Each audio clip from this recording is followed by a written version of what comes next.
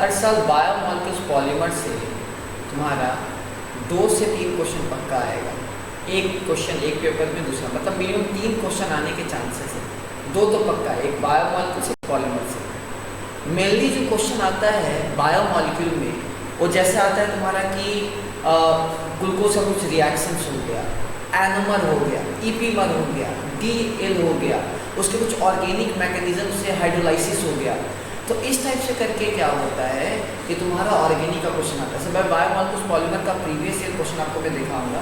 तो हम लोग जो 1 घंटे का टारगेट है इसमें बायोमॉलिक्यूल्स पॉलीमर को पूरी तरह क्या करना, अपने को रिवाइज कर देना है, प्रॉपर वे में उसको अच्छे तरीके से रिविजन हम लोग को कंप्लीट कर देना है। चलो, तो उसके लिए मैंने क्या किया है कि शॉर्ट एंड कंसाइज रखा है। तो मैंने एनसीईआरटी को भी ले लिया है, प्रीवियस ईयर को भी कवर अप कर लिया है, और साथ में जो मैंने क्लास में नोट्स पढ़ाया था उससे क्या होगा कि मैं आपको ज़्यादा जल्दी समझा पाऊँ कि आपके पास टाइम कम है तो ही ज़्यादा अच्छा रहेगा। तो चलो, तो मैं स्क्रीन शेयर करता हूँ प्रॉपर वे में, आप लोग नोट डाउन करते जाना इंपॉर्टेंट पॉइंट, ठीक है, तो ज़्यादा सही रहेगा। ठीक है, एक रफ पेज ले लो, आप एक रफ पेज ले लो, ज़्यादा अच्छा रहेगा। आप 2-3 पेज का रफ पेज ले लो, उसको इंपॉर्टेंट जो है नोट डाउन करते रहोगे तो काम बन जाएगा। चलो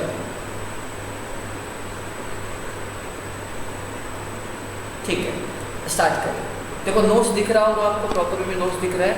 चलो देखो, सबसे पहले मैं आपको बेसिक चीज़ थोड़ा सा बता देना चाहता हूँ। मेरे को व्हाइट खोलने दो।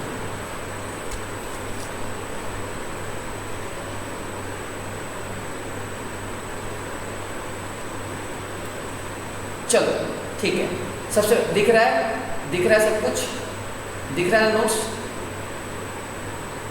ये मेरा पढ़ाया हुआ नोट्स क्लास का है ताकि टाइम थोड़ा बचे। देखना, चलो सबसे पहले देखो, कार्बोहाइड्रेट का सिंपल सा मतलब ये पॉलीहाइड्रोक्सी एल्डिहाइड और कीटोन है। क्या है ये? आपका पॉलीहाइड्रोक्सी एल्डिहाइड और क्या है? आपका कीटोन है। मैं पहले रेड पॉइंट कर लेता हूँ तो ज़्यादा अच्छा रहेगा। ये क्या है? पॉलीहाइड्रोक्सी मतलब बहुत सारा आपका OH रहेगा और उसके साथ एल्डिहाइड और कीटोन। देखो जनरली जो कार्बोहाइड्रेट है वो इस फॉर्म में हम लोग लिखते हैं कि मतलब किसी भी कंपाउंड को अगर आप इस फॉर्म में एक्सप्रेस करो, उसके अंदर आपका O and H होना चाहिए ताकि एल्डिहाइडिक और कीटोनिक ग्रुप वहाँ हम लोग रिप्रेजेंट कर सकें और OH रिप्रेजेंट कर सकें। तो किसी भी कार्बोहाइड्रेट को आप इस फॉर्म में रिप्रेजेंट कर सकते हो। कुछ ऐसे भी कार्बोहाइड्रेट है जिसको आप इस फॉर्म में रिप्रेजेंट इस फॉर्म में रिप्रेजेंट नहीं भी कर सकते हो, जैसे C6H12O5 ये रैमनोज, ये क्या है? रैमनोज। इसको क्या कर सकते हो? ये ऐसा कार्बोहाइड्रेट है जो इस फॉर्म में फिट नहीं हो रहा है। जैसे एसिटिक एसिड, अगर आप एसिटिक एसिड की बात करोगे तो एसिटिक एसिड इस फार्मूला में फिट हो रहा है, बट ये एक्चुअली कार्बोक्सिलिक एसिड है, तो ये आपका कार्बोहाइड्रेट नहीं है। तो ये आपको थोड़ा सा चीज़ पता होना चाहिए। चलो ठीक है, आगे हम नेक्स्ट पॉइंट की बात करें। देखो ग्लूकोज, हम लोग ग्लूकोज की बात करते हैं कि ग्लूकोज जो है वो कैसे आप बनाओगे। देखो मैं ग्लूकोज का मैं आपको बताता हूँ ग्लूकोज आप बनाओगे कैसे। देखो सबसे पहले आपको पता है क्या होगा, सबसे पहले नीचे CH2OH, फिर OH, OH, फिर अल्टरनेट, फिर क्या? अल्टरनेट OH, फिर आपका क्या? Alternate OH, CHO। ये जो ग्लूकोज है आपको देखो यहाँ 4 कायल सेंटर दिखेगा। क्या दिखेगा? इसलिए ये पॉली हाइड्रोक्सी एल्डिहाइड और कीटोन है। देखो 1, 2, 3, 4, यहाँ 4 कायल सेंटर दिखेगा और 2 की पावर 4 16 आइसोमर इसका पॉसिबल है। मैनोज, एलोज, ये सब टोटल 16 आइसोमर आपका पॉसिबल है। बट इसके अंदर एक खास बात है कि ये जो ग्लूकोज है, पार्टिकुलर जो ये ग्लूकोज है, हम इसको बोलते हैं डी ग्लूकोज। इसको क्या बोलते हैं? ध्यान से कोई आया है?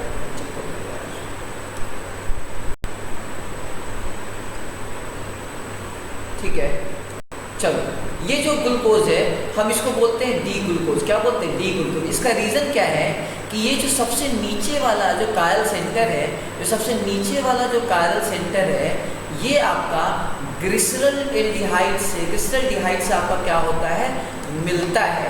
इसका जो कॉन्फ़िगरेशन है वो आपका ग्लिसरॉल डिहाइड से आपका मिलता है, इसीलिए इसको क्या बोलेंगे? D glucose. मतलब अगर OH राइट में है तो क्या बोलेंगे? इसका कॉन्फ़िगरेशन आप निकालोगे तो क्या होगा? इसका कॉन्फ़िगरेशन अगर आप निकालोगे तो फर्स्ट, उसके बाद क्या? इसका सेकेंड, उसके बाद क्या? इसका थर्ड, इसके बाद फोर्थ। 1 से 3 भाया 2, 1 से 3 भाया 2, anti clockwise S, but lowest particle group क्या है? हॉरिजॉन्टल पे है तो R हो गया। मतलब लोएस्ट वाला का अगर कन्फिग्रेशन अगर R है, इसका मतलब ये डी ग्लूकोज के अंदर आएगा। और अगर मैं ये उल्टा करता, अगर ये L, ये इसको बोलते डी ग्लिसरॉल्डिहाइड, क्या डी ग्लिसरॉल्डिहाइड, इसका नाम क्या है डी ग्लिसरॉल्डिहाइड, इसका नाम क्या है डी ग्लिसरॉल्डिहाइड, ये क्या है ग्लिसरॉल्डिहाइड है, डी ग्लिसरॉल्डिहाइड। अगर हम इसको उल्टा कर देंगे तो क्या हो जाएगा L ग्लिसरॉल्डिहाइड हो जाएगा। ऐसा क्वेश्चन भी IIT में आया हुआ है। देखो कैपिटल डी और स्मॉल डी में डिफरेंस है। This is about rotation and this is about आपका कॉन्फ़िगरेशन, कि आपका जो सबसे मतलब बेसिक सबसे जो छोटा वाला जो कार्बोहाइड्रेट है ग्लिसरॉल्डिहाइड, उसका कॉन्फ़िगरेशन अगर उस कार्बोहाइड्रेट में मिलता जुलता दिखता है सबसे नीचे वाले कायल सेंटर पे, तो हम उसको बोलेंगे कि भाई वो डी कार्बोहाइड्रेट के अंदर आ रहा है, डी ग्लूकोज के अंदर आ रहा है। और ये जो डी है ये डेक्स्ट्रो रोटेटरी है। उसी तरह कैपिटल एल स्मॉल एल, इसका भी कॉन्फ़िगरेशन से लेना देना है और इसका रोटेशन से लेना देना है। तो आपको ये बात अच्छे तरीके से आइडिया होना चाहिए। इसलिए बहुत सारे लोग इसको डी प्लस ग्लूकोज हम लोग करके बोलते हैं कि भाई डी जो है बता रहा है कॉन्फ़िगरेशन और प्लस बता रहा है कि भाई ये लाइट को डेक्स्ट्रो रोटेटरी में आपका रोटेट करेगा। तो ये आपको होपफुली जो है बात समझ में आ गई होगी जो मैं आपको बोलना चाह रहा हूँ। उसी तरह कीटोन, आप अगर कीटोन का कॉन्फ़िगरेशन बनाओगे, अगर आप कीटोन का बनाओगे तो ध्यान से आप कीटोन बनाओ CH2OH, ठीक है, मतलब फ्रुक्टोज बना रहे हैं OH H आपका H और ये आपका कीटोन और ये आपका CH2OH, ये आपका क्या है डी फ्रुक्टोज, क्या है आपका डी फ्रुक्टोज, क्या है आपका डी फ्रुक्टोज। इसका रीजन अगेन जो लोएस्ट कायल सेंटर है वो डी ग्लिसरॉल्डिहाइड से आपका मैच करता है। अगर इसके अंदर आप कायल सेंटर देखोगे तो 3 कायल सेंटर है, कितना 1 2 3 का 2 पावर 3, अब इसका कितना होगा 8 आइसोमर आपका पॉसिबल है। ये कीटोहेक्सोज है, क्यों ये जो आपका कार्बोहाइड्रेट इसके अंदर कीटोनिक ग्रुप है और इसके अंदर 6 कार्बन है, इसलिए क्या है कीटोहेक्सोज। तो ये आपको मतलब आइडिया होना चाहिए। अगर एल्डिहाइड होता तो एल्डोहेक्सोज, ठीक है। तो ये आपको होपफुली जो है वो समझ में आ गया होगा। चलो आगे हम लोग कुछ इंपॉर्टेंट चीज़ के बारे में डिस्कस करते हैं।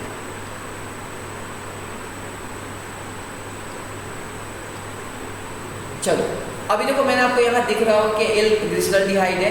और चलो अभी देखो कुछ इंपॉर्टेंट चीज़ को मैं आपको यहाँ शेयर कर रहा हूँ NCERT के थ्रू, ताकि आपको जल्दी, अपने पास टाइम की थोड़ा कमी है। देखो कार्बोहाइड्रेट जो है आप देखोगे तो बहुत टाइप का हो सकता है।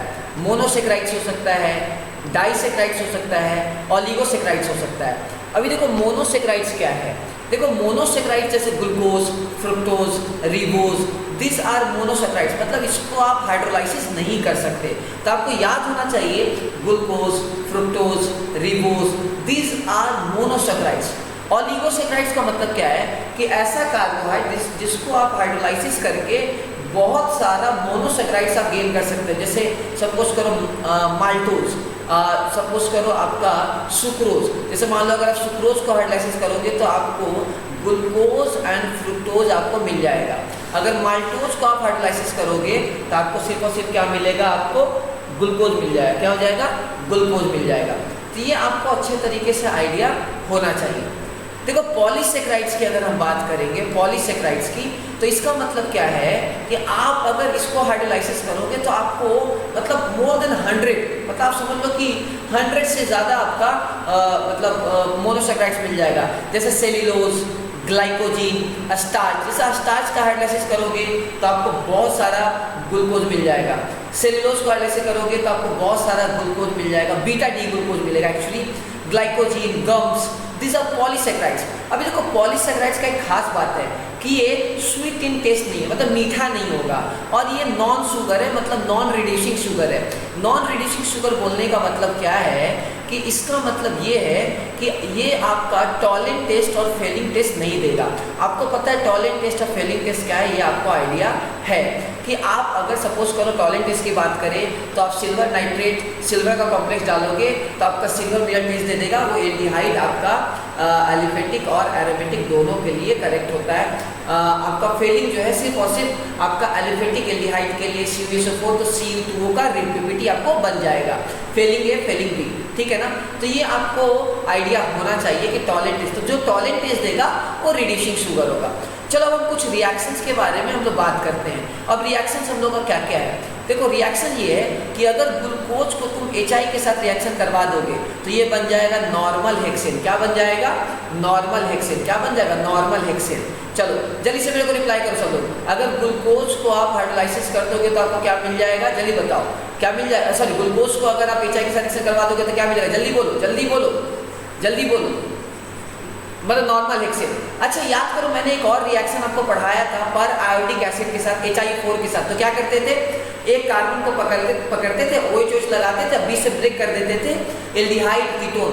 उसके लिए क्या होना चाहिए था? विस्नल डायोल होना चाहिए था। या तो विस्नल डायोल होना चाहिए था या बगल में OH और उसके बगल में आपका एल्डिहाइडी ग्रुप होना चाहिए था। तो HI4 से भी हम लोग, आपका याद करो ऑक्सीडेशन मैंने पढ़ा रखा है। तो चलो पहला रिएक्शन जो आपको याद होना चाहिए कि आप अगर ग्लूकोज को HI के साथ रिएक्शन करोगे तो नॉर्मल हेक्सेन, ग्लूकोज को तो आप हाइड्रोलाइसिस कर नहीं सकते, ठीक है, आपको आइडिया होना चाहिए।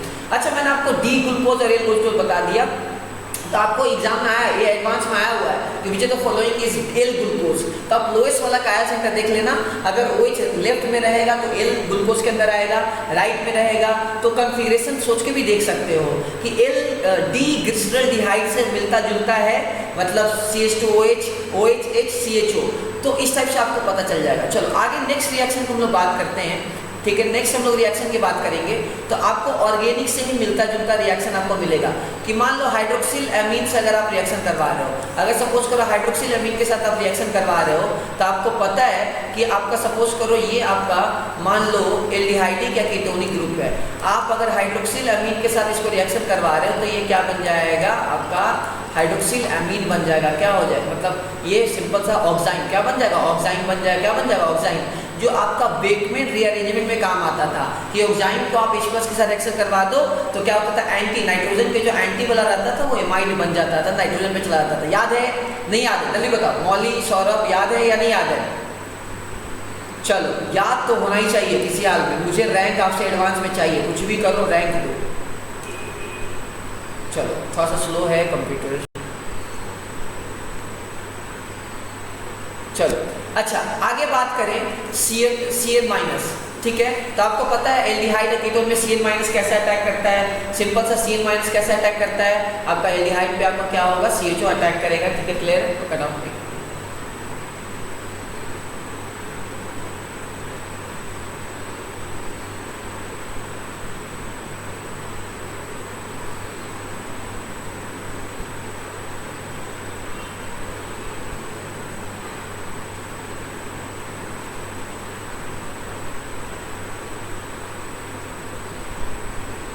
चलो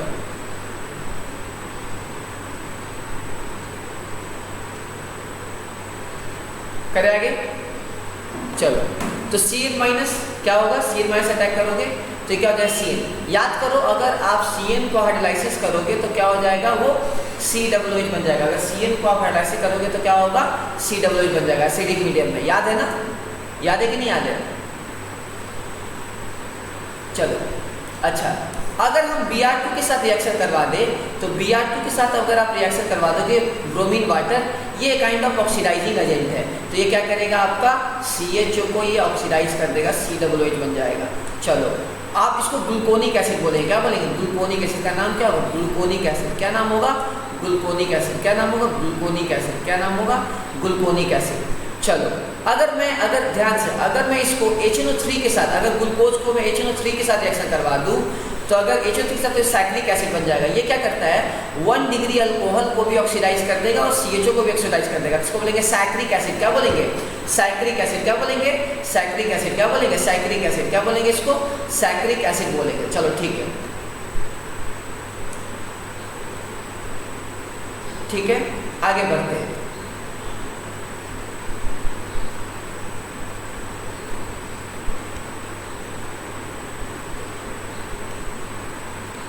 चलो ये बहुत इंपॉर्टेंट रिएक्शन है कि अगर एक आप अल्कोहल को एसिटाइलेशन करवाओगे, मतलब सपोज करो एक अल्कोहल है आपके पास और आप इसको CH3COCl से आप अगर एसिटाइलेशन करवाते हो, मतलब इंट्रोडक्शन ऑफ COCH3, मतलब ये H हटा के OCOCH3 लग जा रहा है, मतलब जहाँ जहाँ OH है मतलब H हटा के COCH3, मतलब ये जो है ये इसको एसिटाइलेशन बोलते हैं। तो जहाँ जहाँ OH है वहाँ वहाँ OCOCH3 लग जाएगा।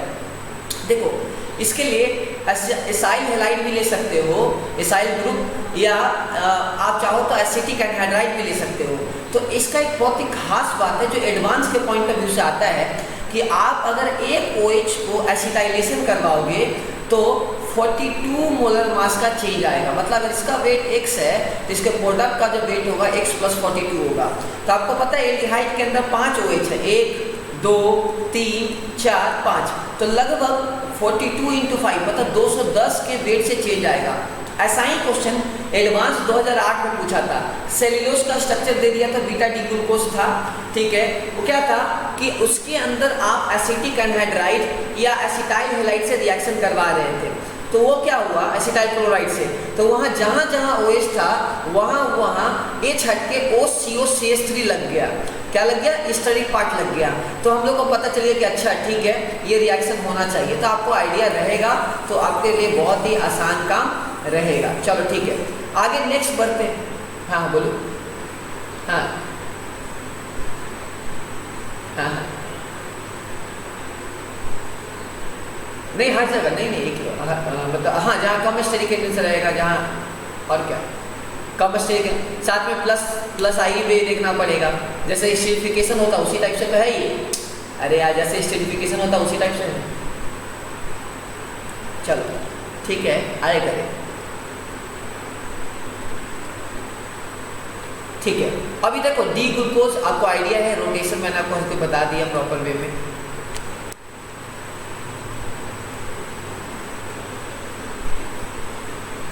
अच्छा देखो अभी हम बात करते हैं अगर ग्लूकोज फ्रुक्टोज आपस में क्या है, आपस में ये फंक्शनल आइसोमर है। दोनों क्या है आपस में फंक्शनल आइसोमर।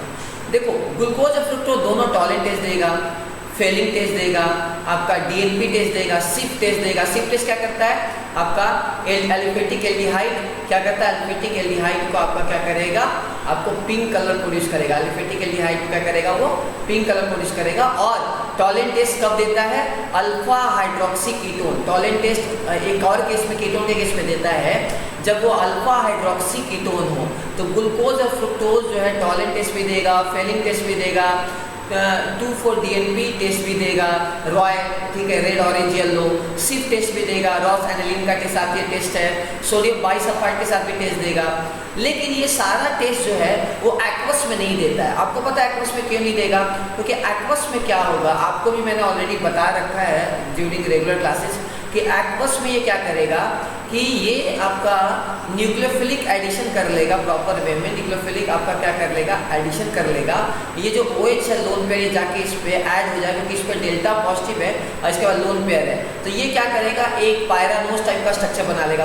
पायरान से ये मिलता जुलता है, आपका पायरान से मिलता जुलता है, इसलिए क्या है आपका पायरानोज की तरह आपका बना लेगा। तो ये ग्लूको, इसको क्या बोलेंगे, ग्लूकोपायरानोज। क्या बोलेंगे, ग्लूकोपायरानोज। क्या बोलेंगे, ग्लूकोपायरानोज। चलो मैं ग्लूकोपायरानोज आपको करके दिखाता हूँ तो कुछ ज़्यादा सारी चीज़ें क्लैरिटी जल्दी जल्दी आपको बनाने का तरीका भी मिल जाएगा। CH2OH OH H ठीक है, आपका OH H ठीक है, H OH OH H CH2। अब ये लोन पेयर जाके क्या कर रहा है, ये इस पे आपका अटैक कर रहा है। तो आप अगर देखो इसको मैं एक काम करता हूँ, ये CHO को मैं ऐसे करके बनाता हूँ तो आपको ज़्यादा क्लियर कट समझ में आएगा। डबल बॉन्ड OH ये जाके इस पर अटैक किया, खुल गया। तो अगर ये OH राइट में है मतलब ये क्या आ रहा है आपका अल्फा, इसको बोलेंगे। देखो आपको पता है ये जब अटैक करेगा तो कायल सेंटर बनेगा, तो OH राइट में भी जा सकता है, लेफ्ट में भी जा सकता है। तो यहाँ से टाइप का दो टाइप का आइसोमर बनेगा, अल्फा डी ग्लूको पायरानोज। क्या बनेगा, ग्लूको पायरानोज। ठीक है ना, प्लस होता है जनरली तो हमें प्लस लिखने की जरूरत नहीं है। रोटेशन से देखो कैसे बनाएंगे, पहले आप पायराइन टाइप का स्ट्रक्चर बना लो। ठीक है, बना लिए, सिंपल सा। First carbon, second carbon, third carbon, fourth carbon, fifth carbon, first carbon, second carbon, third carbon, fourth carbon, fifth carbon, six carbon, HOH H OH। अब उल्टा सिंपल सा OH H ठीक है, आपका H OH CH2OH आपका H। इसको क्या बोलेंगे, अल्फा डी ग्लूकोपायरानोज, इसका नाम क्या होगा? अल्फा डी ग्लूकोपायरानोज, इसका नाम क्या होगा? अल्फा डी ग्लूकोपायरानोज, इसका नाम क्या होगा? अल्फा डी ग्लूकोपायरानोज, क्या होगा इसका नाम? अल्फा डी ग्लूकोपायरानोज, क्या होगा? अल्फा डी ग्लूकोपायरानोज होगा, ठीक है, ध्यान से देखो क्या होगा, सिंपल सा अल्फा डी ग्लूकोपायरानोज, क्या होगा? अल्फा डी ग्लूकोपायरानोज, ठीक है, दिख रहा है ध्यान से, आपको दिख रहा है ये स्ट्रक्चर, इसका नाम है अल्फा डी ग्लूकोपायरानोज, ठीक है, पक्का डाउट? कोई डाउट? ठीक है, पक्का क्लियर है? देखो first carbon, second carbon, third carbon, fourth carbon, fifth carbon, six carbon, और फर्स्ट कार्बन पे आप अगर चेंज कर दोगे मतलब OH ऊपर चला जाएगा तो उसको बोलेंगे beta D glucopyranose. Alpha D glucopyranose का 303 तुम्हारा मेल्टिंग पॉइंट ऐसा होता है और 313, तो इस टाइप से आइडिया होना चाहिए, ठीक है। मैं आपको अगर यहाँ NCERT में डेटा के हिसाब से भी दिखा देता हूँ, आप अगर NCERT का भी आप अगर डेटा देखोगे तो आपको आइडिया जो है वो क्लियर रह जाएगा, ठीक है। चलो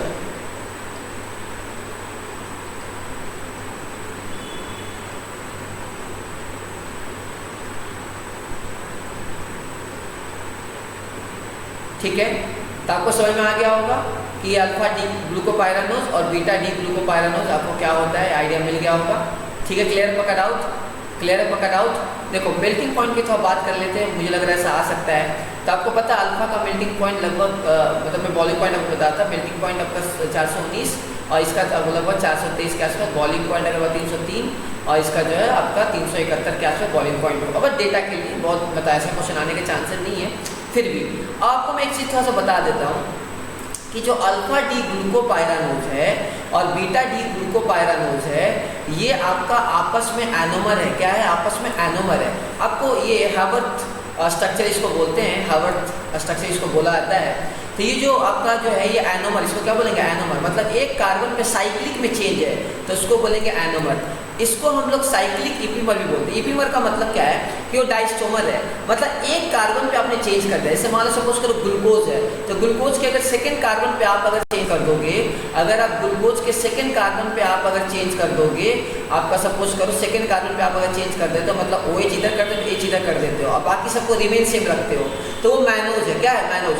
तो आपस में क्या बोलेंगे? That is epimer. क्या? इपीमर, मतलब all epimer are diastereomer but all diastereomer are not epimer. Epimer का मतलब ये है कि आपका किसी एक कार्बन पे आपने कॉन्फ़िगरेशन को चेंज कर दिया है। अगर तुम कार्बन 4 पे कॉन्फ़िगरेशन चेंज कर दोगे तो उसको बोलेंगे गैलेक्टोज। क्या बोलेंगे? गैलेक्टोज। लिख लो, C4 कॉन्फ़िगरेशन को क्या बोलेंगे? गैलेक्टोज। क्या बोलेंगे? गैलेक्टोज। क्या बोलेंगे? गैलेक्टोज। तो आपको आइडिया होना चाहिए। तो जिस तरह से एनोमर, एनोमर क्या है? साइक्लिक इपीमर। क्या है? आपका साइक्लिक इपीमर। क्या है? आपका साइक्लिक इपीमर है। उसी तरह आपका अल्फा डी फ्रुक्टोफुरानोज हो जाएगा। इसमें क्या होगा? इसमें पायराइन टाइप का स्ट्रक्चर होगा। कैसे बनाओगे? CH2OH H, ठीक है, OH H, ठीक है। चलो मैं बना के आपको दिखाता हूँ, तो आपको शायद ज़्यादा क्लियरिटी समझ में आए, ज़्यादा और आपको बनाने का आइडिया मिल सके। चलो ठीक है, तो ध्यान से देखोगे आप, क्या है, फ्रुक्टोफुरानोज बना लो, फ्रुक्टोफुरानोज आप बना लो, ठीक है। थोड़ा सा और मैं इसको अंदर बनाता हूँ तो ज़्यादा आपको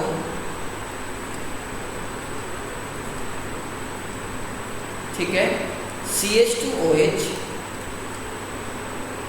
ठीक है, आपका OH, ठीक है, OH H H OH, ठीक है, CH2OH H, ठीक है। तो आपको ये आइडिया मिल गया होगा, ठीक है, पक्का, ठीक है, क्लियर है, पक्का डाउट? पक्का डाउट? तो ये क्या हो गया? अल्फा डी ग्लूकोपायरानोज और फ्रुक्टोफुरानोज, ये क्या हो गया? Beta D fructofuranose. देखो जो चेंज होगा वो कहाँ चेंज होगा? वहाँ सेकंड कार्बन पे चेंज होगा। यहाँ क्या, क्यों, रीजन क्या है? क्योंकि यहाँ सेकंड कार्बन पे आप अटैक करवा रहे हो। क्या कर रहे हो? सेकंड कार्बन पे आप अटैक करवा रहे हो। तो ये आपको आइडिया होना चाहिए। अब हम लोग का मुद्दा ये है कि जैसे ही आप अगर पानी में गए तो पानी में ग्लूकोज को जैसे ही डाले, तो पानी में ग्लूकोज को जैसे ही डाले तो आपको पता चला, जैसे हम पानी में ग्लूकोज को डाले तो आपको पता चला कि इधर देखो, आपको पता चला कि ये ना टॉलेंट टेस्ट दे रहा है ना फेलिंग टेस्ट दे रहा है। तो ये आपको पता चला कि ये 2,4-DNP जो है मतलब 2,4-DNP सॉरी 2,4-DNP टेस्ट, मतलब टॉलेंट टेस्ट देगा, उसका एक और रीज़न है, मतलब 2,4-DNP टेस्ट नहीं दे रहा है, सिप टेस्ट नहीं दे रहा है, बाइसल्फाइड का टेस्ट नहीं दे रहा है, टॉलेंट फेलिंग दे रहा होगा, ठीक है। बट लेकिन अगर एल्डिहाइड था, अभी हमें बाहर दिख रहा था कि एल्डिहाइड है, तो वो टॉलेंट टेस्ट देना चाहिए, मतलब 2,4-DNP टेस्ट देना चाहिए था, सिप टेस्ट देना चाहिए था, सोडियम बाइसल्फाइड का टेस्ट देना चाहिए था, because these are the basic aldehydic और कीटोनिक टेस्ट, ये देना चाहिए था, बट ये नहीं दे रहा है, बट टॉलेंट ऑफ फेलिंग दे रहा है। टॉलेंट ऑफ फेलिंग का रीज़न कुछ और है, मैं सब समझाऊंगा आपको। तो हमें पता चला कि ऐसा क्यों हो रहा है, तो हमें वहाँ से आइडिया मिलता है कि अच्छा पानी के अंदर ग्लूकोज जो है वो रिएक्शन करके आपका वो साइक्लिक ईपी, मतलब वो क्या किया होगा, आपका साइक्लिक कंपाउंड बना लिया होगा, एनोमर बना लिया होगा, जैसे फ्रूक्टोफुरानोज, ग्लूकोपाइरानोज वो बना लिया होगा। ठीक है, तो ये टेस्ट जो है आपका नहीं दे रहा है, 2,4-DNP टेस्ट नहीं दे रहा है, सिप टेस्ट नहीं दे रहा है, सोडियम बाइसल्फाइड का टेस्ट नहीं दे रहा है। बट लेकिन अगर हम बात करेंगे टॉलेंट टेस्ट और फेलिंग टेस्ट, तो वो बिल्कुल देगा। वो क्यों देगा, इसका रीज़न क्या है? उसका रीज़न है हेमी एसिटल से। मैं आपको एक बात बता देता हूँ, कुछ इंपॉर्टेंट ये बात बताता हूँ कि अगर किसी में भी अगर हेमी एसिटल खाली है, किसी भी ग्रुप में अगर हेमी एसिटल खाली है, कहीं भी तुमको हेमी एसिटल दिखे, मतलब एक कार्बन पे OH और OR, तो वो क्या क्या देगा, वो टॉलेंट टेस्ट देगा, फेलिंग टेस्ट देगा, ओसा जोन देगा, वो रिड्यूसिंग शुगर होगा, वो स्वीटिंग टेस्ट होगा। मतलब 5 प्रॉब्लम सिंपल टॉलेंट टेस्ट। ठीक है, चलो मैं यहाँ बनाता हूँ, अच्छा रहेगा। चलो ठीक है, इसको मैं मिटा देता हूँ, ध्यान से देखो, मैं एक साथ बताता हूँ। टॉलेंट टेस्ट, ठीक है, फेलिंग टेस्ट, ठीक है, आपका हो गया रिड्यूसिंग शुगर, ठीक है, उसके बाद ओसा जोन, ठीक है, समा रहा है स्वीटिंग टेस्ट। ये पांचों का एक ही सॉल्यूशन है, हेमी एसिटल।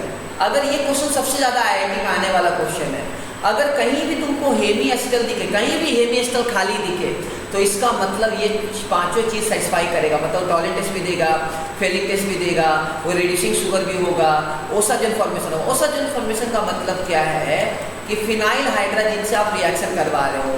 मतलब आप क्या कर रहे हो, इस अगर आप CHO सपोज करो एल्डिहाइड को आप रिएक्शन करवा दे रहे हो, तो क्या होगा आपका, मतलब मान लो ग्लूकोज को, तो ये क्या होगा आपका ओसाजोन दे देगा, फिनाइल हाइड्रोजन दे देगा। क्या होगा, फिनाइल हाइड्रोजन दे देगा। लेकिन एक बात यहाँ ऑब्जर्व करो, यहाँ डबल बॉन्ड O के साथ रिएक्शन किया, साथ में सेकेंड वाले अल्कोहल को भी ऑक्सीडाइज करके फिर से आपका निकाल लिया। मतलब ये जो ओसाजोन है ये 3 मोल रिएक्ट करेगा। क्यों 3 मोल रिएक्ट कर रहा है? एक तो एल्डिहाइड के साथ तो बहुत ही चंगे वे में रिएक्शन कर लेगा, और दूसरा मोल क्या करेगा कि सेकेंड वाले कार्बन को पहले ऑक्सीडाइज करेगा फिर रिएक्ट करेगा। इसीलिए फिनाइल हाइड्रोजन 3 मोल कंज्यूम हो रहा है ड्यूरिंग ओसाजोन फॉर्मेशन। तो आपको मैं एक बात आपको बता दूं कि अगर आप फिनाइल हाइड्रोजन के साथ आप रिएक्शन करवाते हो तो आपका डी फ्रुक्टोज हो, ठीक है, डी ग्लूकोज हो, ठीक है, डी मैनोज हो, तीनों के केस में प्रोडक्ट सेम ही आएगा। क्यों सेम आएगा?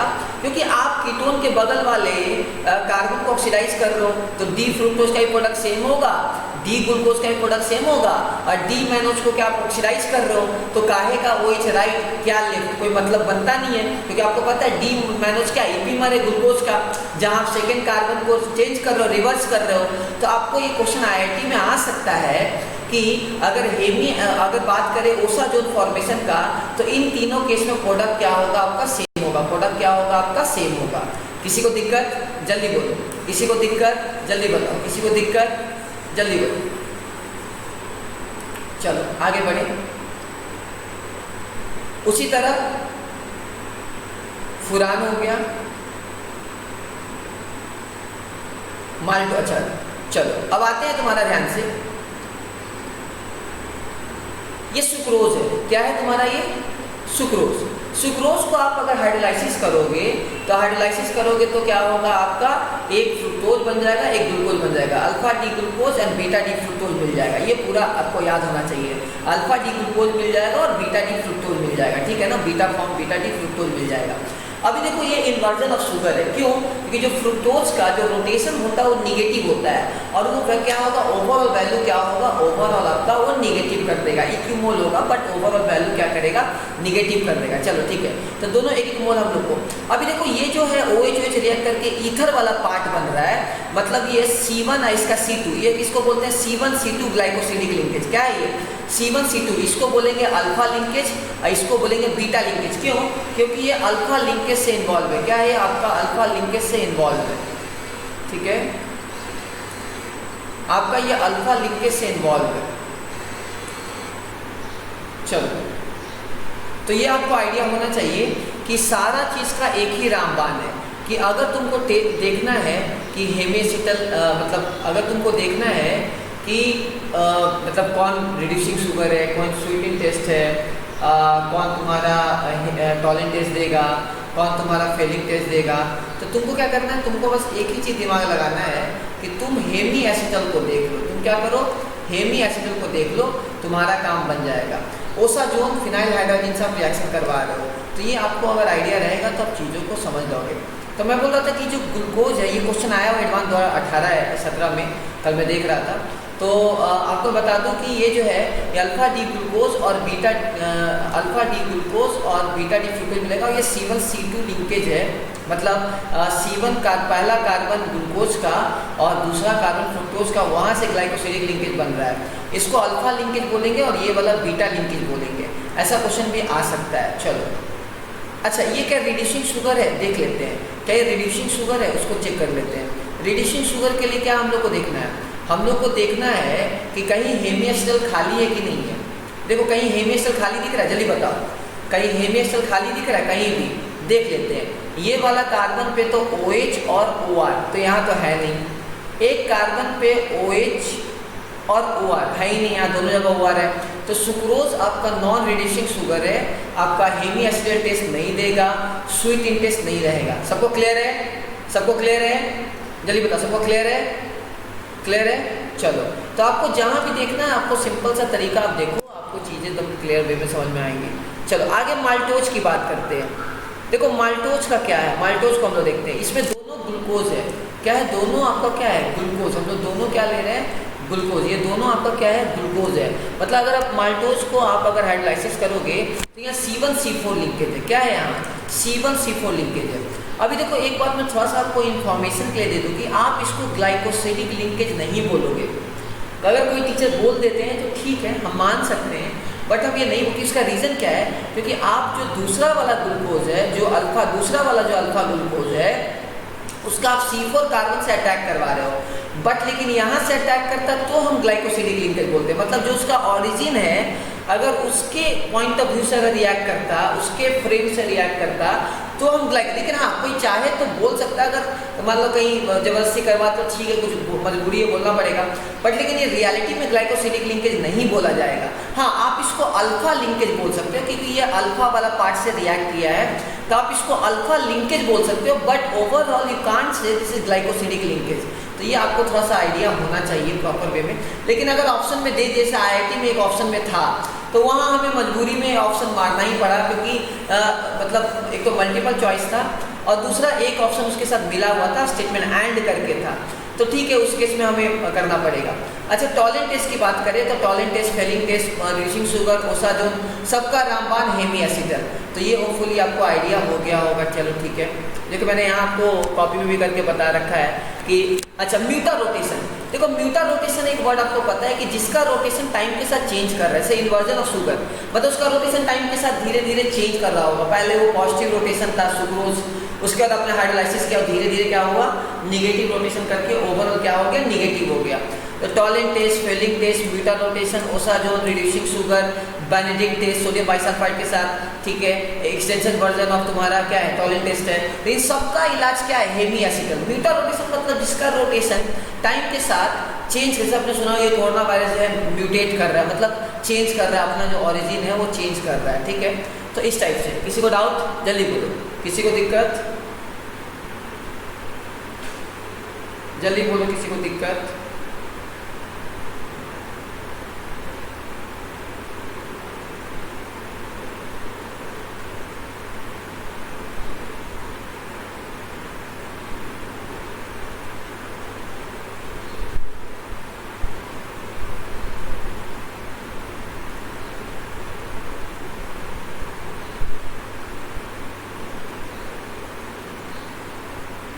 चलो, तो सब कुछ का यही सॉल्यूशन है। आगे करते हैं नेक्स्ट। चलो, मैंने आपको बता दिया ओसाजोन का। चलो, अभी हम लोग बात करते हैं स्टार्च के बारे में। आपको पता है स्टार्च, स्टार्च में क्या है, this is polymer of alpha D glucose, ये पॉलीमर क्या है, आपको अल्फा डी ग्लूकोज का पॉलीमर है।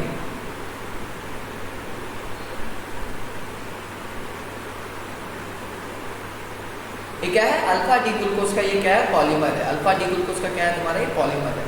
चलो, आप अगर इसको हाइड्रोलाइसिस करोगे, मतलब एमाइलोज को अगर आप हाइड्रोलाइसिस करोगे तो आपको मतलब लगभग 15 से 20% स्टार्च मिलेगा। तो एमाइलोज में क्या होता है, C1C4 ग्लाइकोसिडिक लिंकेज होता है। चलो मैं इसको डिफरेंस को तो आपको समझते हैं। चलो इसको डिफरेंस जो है IIT में आ सकता है और नीट में तो खैर कॉमन रहता है, बट लेकिन IIT के पॉइंट ऑफ व्यू से हम डिस्कस कर रहे हैं। तो C1C4 ग्लाइकोसिडिक लिंकेज है, इसमें C1C4 और C1C6 मतलब हैवली ब्रांच है। ये सॉल्युबल इन वाटर है, ये इनसॉल्युबल इन वाटर, मतलब एमाइलोज और एमाइलोपेक्टिन। चलो ठीक है, आगे अगर आप एमाइलोज को हाइड्रोलाइसिस करोगे तो आपको क्या मिलेगा, आपको 15 से 20% स्टार्च मिलेगा। क्या होगा, 15 से 20% स्टार्च मिलेगा। और अगर आप एमाइलोपेक्टिन को हाइड्रोलाइसिस करोगे तो आपको क्या मिलेगा, 80% स्टार्च मिलेगा। देखो इसमें 200 से 1000 ग्लूकोज मिलेगा आपको, इसमें 1000 से ऊपर ज़्यादा ग्लूकोज मिलेगा अगर आप हाइड्रोलाइसिस करते हो तो ये छोटा पॉइंट आपको क्लियर होना चाहिए। तो ये मैंने आपको प्रॉपर वे में क्लियर कर दिया। EP मार्क सब कुछ आइडिया होना चाहिए। मेजॉरिटी ऑफ क्वेश्चन जो है वो यहीं से आया हुआ है, ठीक है। जैसे मेरे सामने बायोमॉलिक्यूल्स का प्रीवियस ईयर क्वेश्चन आप अगर देखोगे तो अगर आप, मैं एक काम करता हूँ, पहले मैं आपको प्रोटीन भी पढ़ा देता हूँ, तो मैं एक साथ प्रीवियस ईयर क्वेश्चन करता हूँ, ठीक है। प्रोटीन, देखो प्रोटीन क्या है, जैसे पॉलीमर ऑफ आपका amino acid, L amino acid. Generally क्या होता है, ऑल एमिनो एसिड आर, क्या होता है, ऑल एमिनो एसिड आर, ठीक है, क्लियर है। आप क्या है, ध्यान से आप कायल सेंटर की बात कर रहोगे, ठीक है, HCWH, ठीक है, क्लियर है, पकड़ आउट, ठीक है। तो ये देखो जनरली जितना भी अमीनो एसिड है, इधर मैं इसको 1 से आपका 2, 1 से 2/3, मतलब आपका R आ रहा है तो आपका L, चलो ठीक है, इसको मैं बना देता हूँ यहाँ। कॉन्फ़िगरेशन देख लेंगे, कुछ भी हो सकता है। जनरली हम लोग NH2 लेफ्ट वाला लेते हैं, मतलब capital L amino acid generally हम लोग लेते हैं। मैं आपको बता दूं इन्फॉर्मेशन के लिए, बायोलॉजी पॉइंट ऑफ व्यू से, मतलब इन्फॉर्मेशन पॉइंट ऑफ व्यू से, कि NH2 जनरली हम लोग लेफ्ट वाला मतलब यूज़ करते हैं अपने रियल लाइफ में, और डी ग्लूकोज यूज़ करते हैं। L ग्लूकोज नहीं रिएक्ट कर सकते क्योंकि उसका L ग्लूकोज रिएक्ट करके हमारे बॉडी को अनस्टेबल बना सकता है और हमें मतलब वो पॉइजन की तरह भी काम कर सकता है। तो all amino acid are optically active, मतलब contain chiral centre except glycine. जब R का वैल्यू H के बराबर हो जाएगा तो आप उसको ग्लाइसिन बोलोगे। तो इसको मैं आपको NCERT से एक्सप्लेन करूँगा तो आपको ज़्यादा मज़ा आएगा। NCERT में क्या है, इसमें थोड़ा सा ज़्यादा हम अच्छे से देख पाएंगे कि आपको एसेंशियल अमीनो एसिड और नॉन एसेंशियल अमीनो एसिड आपको पता है आइडिया। चलो तो मैं बता दिया कि जनरली क्या होता है, जितना भी अमीनो एसिड है वो सारा अमीनो एसिड क्या होगा, आपका ऑप्टिकली एक्टिव होगा एक्सेप्ट ग्लाइसिन। ये एलिनीन है, अलानीन है और वैलिन है, ल्यूसीन है। तो ग्लाइसिन मतलब R का वैल्यू H, अलानीन का मतलब CH3, गाबली, क्या गाबली याद कर सकते हो, आइसोल्यूसिन। ल्यूसीन ये तुम्हारा क्या है, आइसोब्यूटाइल है, ठीक है, क्लियर है। ये आइसोवैलिन आइसोप्रोपाइल है, ठीक है, समझ है। तो इस टाइप से आपको आइडिया होना चाहिए, तो आप इजीली जो है किसी भी चीज़ को आप कर सकते हो, ठीक है। पक्का डाउट, कोई दिक्कत, किसी को दिक्कत, चलो ठीक है, कोई डाउट। आइसोल्यूसिन सब कायल सेंटर है, सब क्या कायल सेंटर है। कहीं हाइड्रोलाइसिस करने के बाद आपको ग्लाइसिन मिले, कहीं आपको हाइड्रोलाइसिस करने के बाद अगर आपको ग्लाइसिन मिल रहा है, कभी आपको हाइड्रोलाइसिस करने के बाद आपको अगर ग्लाइसिन मिल रहा है तो आप समझो कि ऑप्टिकली इनएक्टिव है। बाकी सब कितना होगा, ऑप्टिकली एक्टिव होगा। आइसोल्यूसिन आपको पता होना चाहिए, ये क्या आइसोल्यूसिन है, क्या है आपका आइसोल्यूसिन है, तो ये आपको आइडिया होना चाहिए, ठीक है। ये भी आपका एसेंशियल अमीनो एसिड है, मतलब आपको जो बाहर से लेना पड़ेगा। लाइसिन के अंदर देखो CH2 NH2, ठीक है। अर्जाजीन, ठीक है, आपको आइडिया होना चाहिए। बस एक बार थोड़ा सा देख लेंगे हम लोग, थोड़ा सा मतलब सही रहेगा। लाइसिन एसेंशियल अमीनो एसिड के अंदर आ रहा है। कोई डाउट किसी को, कोई डाउट थोड़ा सा NCERT के पॉइंट ऑफ व्यू से। ल्यूसीन आपको समझ में आ गया होगा, ठीक है, क्लियर, पक्का डाउट, कोई डाउट, कोई दिक्कत, कोई दिक्कत, चलो ठीक है, करें आगे, ठीक है। प्रोटीन, प्रोटीन को देखो, आपको पता है कि दो प्रोटीन को आप अगर रिएक्शन करवाओगे तो दो प्रोटीन को आप अगर रिएक्शन करवाओगे तो क्या होगा, वो आपका एमाइड बॉन्ड बना लेगा। क्या बना लेगा? एमाइड बॉन्ड बना लेगा। क्या बना लेगा? Amide bond. अब इसको मैं थोड़ा सा एक इंपॉर्टेंट पॉइंट आपके सामने रखना चाह रहा हूँ, जो मैंने 2-3 क्वेश्चन जब मैं आपको रैंक बूस्टर टाइप का प्रॉब्लम करवा रहा था तो उसमें मैंने कुछ बच्चों को ये डाउट बताया था। ये क्वेश्चन मैंने आईआईटी में 3 बार कम से कम, 2 बार कम से कम देखा है, और कोटा के टेस्ट सीरीज में तो मैंने बहुत बार देखा है इसको। H, ये R और ये COOH, ऐसा सोचो, ऐसा करके। अभी देखो ये क्या है, जब ये रिएक्ट करेगा, एक H रिएक्ट करेगा यहाँ, तो ये आपका पानी बना लिया, तो ये क्या होगा, आपका एमाइड बन रहा है। क्या बन रहा है? एमाइड बन रहा है। तो बगल वाला जो कार्बन होगा वो कायरल सेंटर होगा, एक्सेप्ट ग्लाइसिन छोड़ के। ऑब्जर्व कर रहे हो मैं क्या बोल रहा हूँ? ऑब्जर्व कर रहे हो? मतलब बगल वाला जो कार्बन होगा ये कायरल सेंटर होना चाहिए। ध्यान से, अगर ग्लाइसिन है तो उसको छोड़ दो, तो बाकी जितना भी एमाइड के बगल वाला जो कार्बन होगा that must be chiral centre. तो कई क्वेश्चन, एक क्वेश्चन मैंने देखा था रैंक पोस्टर में, ये क्वेश्चन मैंने एक बच्चे को बताया था। तो ये देखो, ये जो एमाइड बॉन्ड है, ये पॉली एमाइड बॉन्ड जो है, ये आपका ये बगल वाला जो कायरल सेंटर है, ये मतलब कार्बन है, वो कायरल सेंटर होना चाहिए। ध्यान से, तभी वो मतलब तभी आप समझ पाओ कि अच्छा जो कितना डिफरेंट प्रोटीन रिएक्ट, कितना डिफरेंट अमीनो एसिड रिएक्ट करके प्रोटीन बनाया है। क्लियर हुआ? क्लियर हो मैं क्या बोल रहा हूँ? मतलब बगल वाला कायरल सेंटर जो है वो कितना ज़्यादा तुम्हारा इफेक्टिव है। क्लियर पकड़ आउट? मतलब बगल में जो कार्बन है वो कायरल सेंटर है कि नहीं है, उसके अकॉर्डिंगली हम लोग को पता चल जाए कि अच्छा ये पॉलीमर मतलब ये जो है वो बाकी में अमीनो एसिड है कि नहीं है। क्लियर है? किसी को जनरल ऑर्गेनिक कंपाउंड बना के दे दिया है। क्लियर है? पक्का डाउट जो मैंने बोला? डाउट? पक्का? क्लियर है? पक्का? चलो देखो, ये पेप्टाइड, क्या बोलेंगे पेप्टाइड? इसको बोलेंगे Deka peptide, dipeptide. Deka peptide का मतलब 10। तो ठीक है, डाइपेप्टाइड का मतलब क्या हुआ कि दो चीज़ रिएक्ट करके आपका क्या हुआ, मतलब 2 अमीनो एसिड रिएक्ट करके आपका पेप्टाइड बॉन्ड बनाया, पेप्टाइड लिंकेज बनाया है। ध्यान से, ठीक है? अब देखो, अभी सपोज करो मैंने बोला कि 10 डेका पेप्टाइड, मान लो डेका पेप्टाइड, तो कितना मोल पानी निकलेगा जल्दी बताओ। अगर मैं बोलूँ कि डेका पेप्टाइड हो रहा है, इसका मतलब कितना मोल पानी लिबरेट हुआ होगा, जल्दी बताओ। कितना मोल पानी लिबरेट हुआ होगा? कितना मोल? अगर डेका पेप्टाइड की बात करें तो उसके अंदर कितना पानी निकला होगा, जल्दी बताओ। अगर डाई पेप्टाइड है तो कितना मोल पानी निकला है? अरे यार रिप्लाई करो। सौरभ,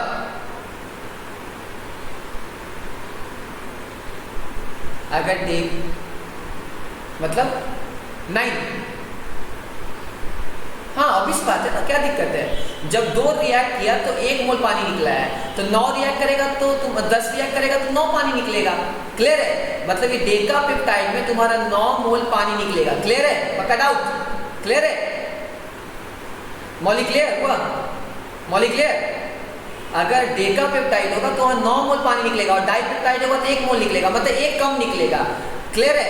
अगर N पेप्टाइड बन रहा है, इसका मतलब क्या है कि N-1 पानी निकला।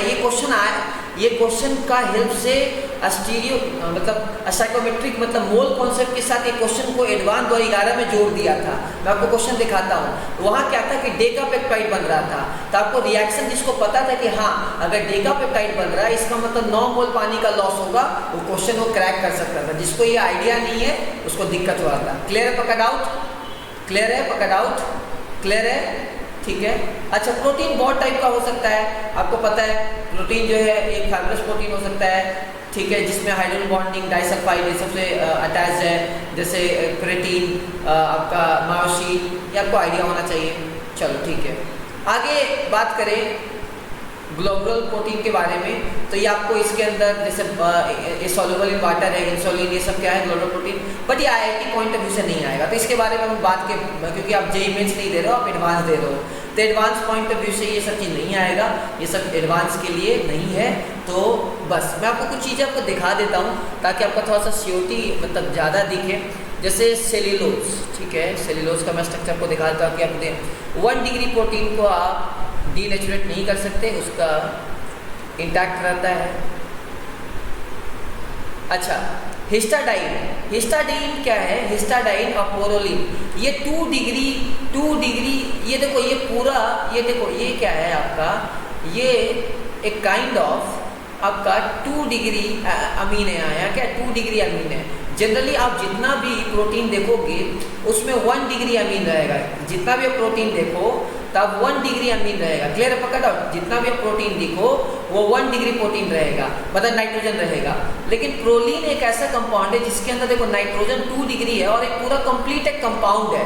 तो ये क्वेश्चन आ सकता है कि कौन सा ऐसा कंपाउंड है जिसमें वो इंटायर कंपाउंड रिप्रेजेंट कर रहा है। तो प्रोलीन क्या है? प्रोलीन मतलब इसके अंदर देखो COOH भी आ गया और ये कायल सेंटर भी आ गया, ऐसे करके। क्लियर है? पकड़ आउट, क्लियर है? डाउट क्लियर है? क्लियर है? अच्छा, एक बार थोड़ा सा स्ट्रक्चर देख ले रहे, जैसे देखो एक बार थोड़ा सा स्ट्रक्चर देख लेते हैं ध्यान से। ग्लाइसिन, जो कि ये क्वेश्चन एक आया हुआ है जो मैं आपको बताना चाह रहा हूँ, जैसे ग्लाइसिन H होगा, अलानिन CH3 होगा, वैलिन आइसोप्रोपाइल, ठीक है, आइसोब्यूटाइल, ठीक है। क्लियर? पकड़ आउट, 4 कार्बन, ये CH ये अटैच्ड है, पकड़ क्लियर, ठीक है। क्लियर? पकड़ आउट, इसी कार्बन से ये अटैच्ड है। चलो ठीक है, आगे बात करेंगे हम लोग ध्यान से। चलो ठीक है, आइसोल्यूसिन, ठीक है। हमारा पकड़ आउट, क्लियर है? पक्का क्लियर है? जल्दी बोलो, पक्का क्लियर है? ठीक है, आइसोल्यूसिन हो गया। अर्जाजीन, ठीक है। फिनाइल एलिलीन, ठीक है, ध्यान से। C6H5CH2, ठीक है। सेरीन CH2OH, तो ये थोड़ा सा नॉर्मल देखोगे जितना ज़्यादा। ग्लूटामीन, ठीक है। चलो, तो ये मैंने आपको रिवीजन करवा दिया। अब हम लोग प्रीवियस ईयर क्वेश्चन में चलते हैं, प्रीवियस ईयर क्वेश्चन को चलते हैं ध्यान से। प्रीवियस ईयर क्वेश्चन में हम लोग चलते हैं, फिर आगे बढ़ते हैं। प्रीवियस ईयर क्वेश्चन को हम लोग देख लेते हैं। चलो, प्रीवियस ईयर क्वेश्चन को हम लोग एडवांस क्वेश्चन को देखेंगे। मैं मेंस के क्वेश्चन को नहीं बताऊंगा, मेंस के क्वेश्चन ऑलरेडी मैंने आपको मेंस के टाइम पढ़ा रखा है। एडवांस के क्वेश्चन में हम चलेंगे।